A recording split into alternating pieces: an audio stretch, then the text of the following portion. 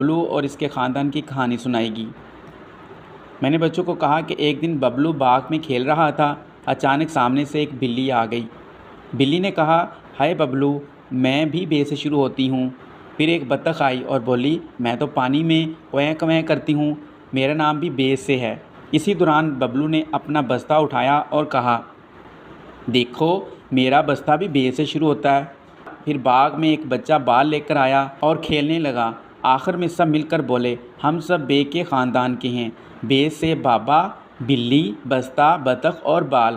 ببلو ہنس کر بولا، اب تو مجھے بے ہمیشہ یاد رہے گا کیونکہ تم سب میرے دوست ہو۔ پر سبق سے متعلق میں نے مزاحیہ بات کی، جس میں نے ایک سرگرمی بھی کروائی اور مزاحیہ بات بھی بتائی۔ جب بھی آپ اپنا بستہ دیکھیں تو یاد رکھنا اس میں اتنی کتابیں ہوتی ہیں کہ اگر بابا جی اٹھائیں تو سیدھے کہہ دیں، بیٹا یہ بستہ تو میرے لیے بہت بھاری ہے۔